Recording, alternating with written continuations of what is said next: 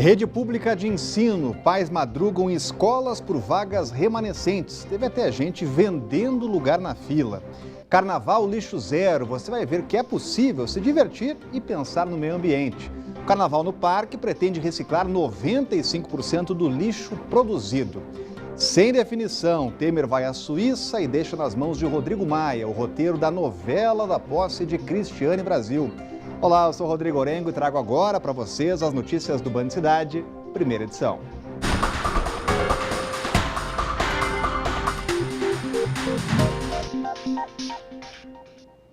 A gente começa o Band Cidade de hoje falando sobre febre amarela.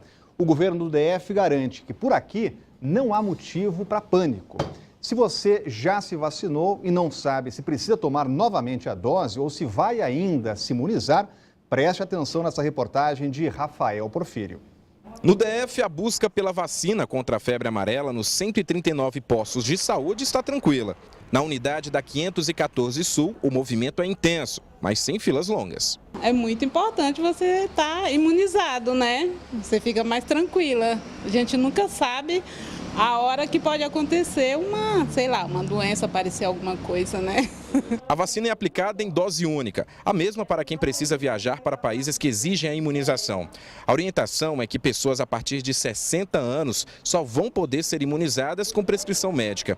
Não recebem a vacina transplantados, bebês com menos de 9 meses, mulheres amamentando, alérgicos a algum componente da vacina, como o ovo, por exemplo, e pessoas com doenças autoimunes. Para tomar a vacina no posto, basta apresentar o cartão de vacinação. Agora, se você perdeu o cartão e não se lembra de ter tomado a vacina contra a febre amarela, não há motivo para preocupação.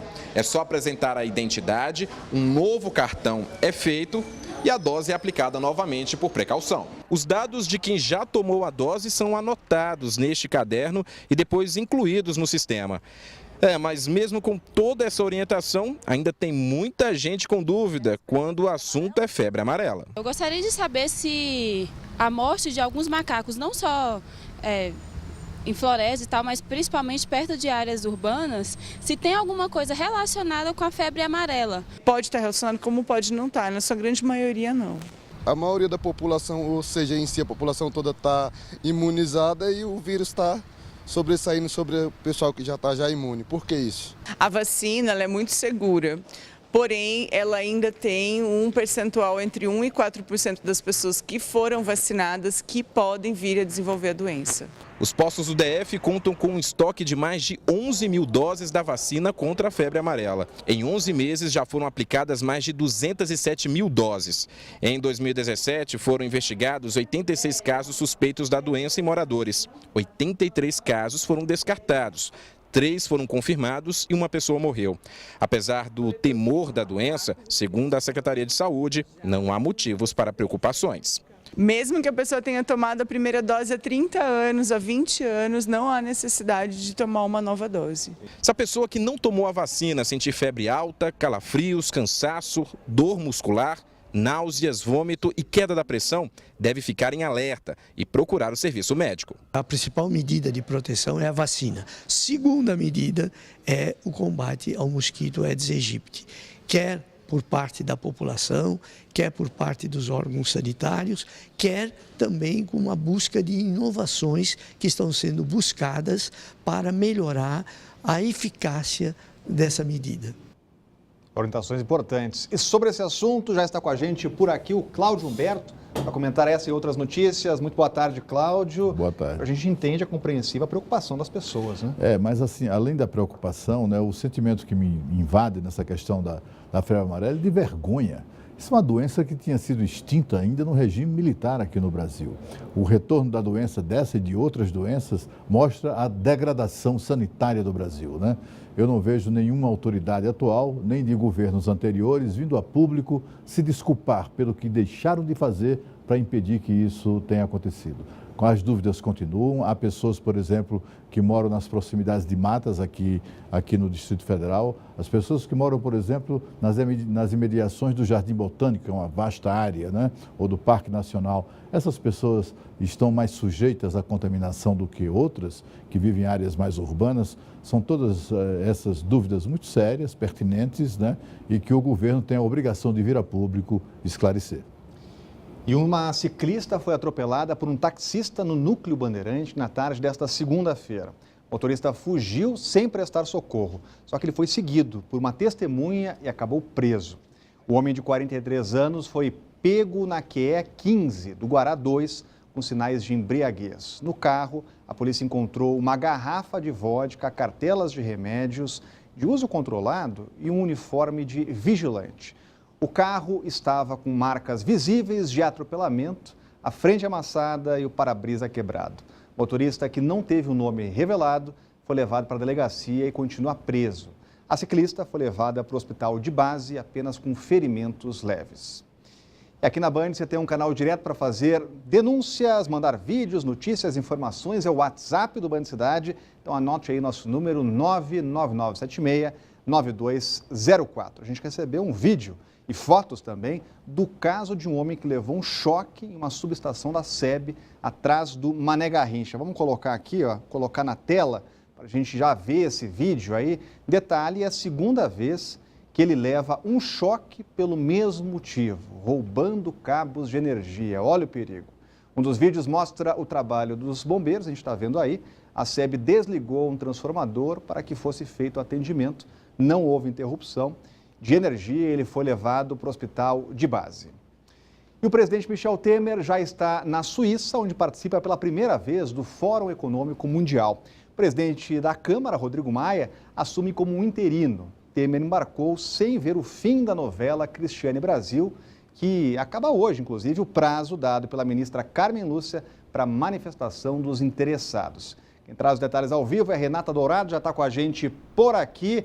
Continua, portanto, essa análise agora lá no Supremo Tribunal Federal, né, Renata? Boa tarde. É exatamente isso, Rodrigo. Muito boa tarde para você, uma excelente tarde para todos que estão acompanhando o Band Cidade primeira edição. Então, até agora, apenas o Superior Tribunal de Justiça se manifestou, apresentou os argumentos a respeito desse tema. Falta ainda a Advocacia Geral da União apresentar também o entendimento, os argumentos, e também a ministra Carmen Lúcia pediu aí a análise do Ministério Público Federal, que tem até hoje esse prazo, como você bem lembrou, para apresentar. Então, a AGU vai esperar uma definição da ministra Carmen Lúcia, porque até agora ela não entrou no mérito da questão. Ela deu esse prazo de 48 horas para que possa entender melhor o que está acontecendo.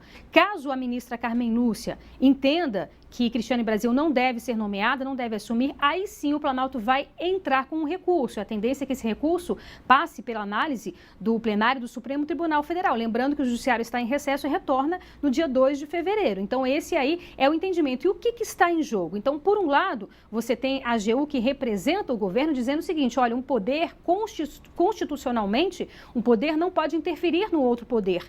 Cabe ao Executivo, ao Presidente da República, ele tem esse poder de nomear ou exonerar ministros de Estado. Então, o Presidente da República tem que, essa nomeação tem que ser respeitada. E aí, no entendimento da AGU, o Judiciário está interferindo nesse poder do Executivo. Só que há um outro entendimento também, que tem que ter o princípio da moralidade. E há o entendimento de que Cristiane Brasil, assumindo, está ferindo o princípio da moralidade, já que ela foi condenada pela própria Justiça do Trabalho, porque tinha 2 ex-motoristas que trabalhavam com ela e que não tinham a carteira de trabalho assinada. Então, vai ser essa análise que a ministra Carmen Lúcia vai fazer, claro que com base na Constituição Federal. Então, o governo entende que o que vai prevalecer é esse realmente entendimento dessa prerrogativa do presidente da República, por isso está otimista e continua insistindo, apesar de todo esse desgaste. E o que está por trás, a gente já falou aqui algumas vezes, é exatamente a questão da reforma da Previdência. Então, o governo não quer entrar em pé de guerra, não quer entrar em briga com aliados. Aliados, nesse caso, é exatamente o PTB, que é o partido de Cristiane Brasil. Então, a gente lembra aqui que a reforma da Previdência já tem data para ser votada, levada a plenário no dia 19 de fevereiro. O governo precisa de 308 votos, ainda está conquistando esses votos, e a reforma da Previdência, inclusive, deve ser um dos temas abordados pelo presidente Michel Temer no discurso que ele fará amanhã no Fórum Econômico Mundial em Davos, na Suíça. Então, ele deve abordar aspectos positivos da economia brasileira, mas também bater essa mesma tecla, que a reforma da Previdência, aprovar a reforma da Previdência é, de fato, uma necessidade. Rodrigo. Obrigado, Renata. Continua acompanhando esse desgaste. E agora, Cláudio Humberto, a ministra Carmen Lúcia deve tomar uma decisão rápida ou isso pode se prolongar ainda mais? Pode se prolongar um pouco em razão da opinião que se espera ainda, né, que se manifeste do Ministério Público Federal. O presidente Michel Temer chegou em Zurique, na Suíça, há poucos minutos, fazia 8 graus e fazia sol, imagine. E amanhã ele chega em Davos, onde se espera uma temperatura à volta de 6 graus e com sol, né? Sol suíço, com muito frio.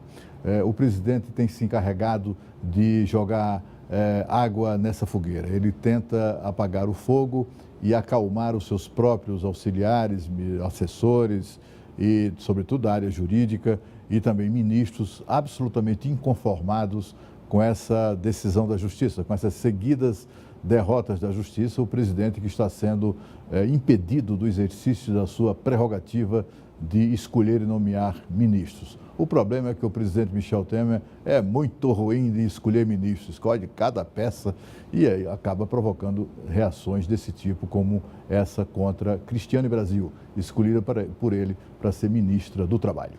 E a gente continua acompanhando esse caso. Olha, o racionamento continua, estão sem água hoje, Lago Norte, Varjão, Grande do Torto, também setor de oficinas e abastecimento norte, ainda o setor militar urbano, condomínios do Jardim Botânico, Ceilândia Oeste, Recanto das Emas, ainda Riacho Fundo 2 e parte de São Sebastião. Você sabe, o cronograma completo está no site da CAESB, caesb.df.gov.br. E a seguir, pais madrugam em escola por vagas remanescentes. Teve até gente vendendo lugar na fila.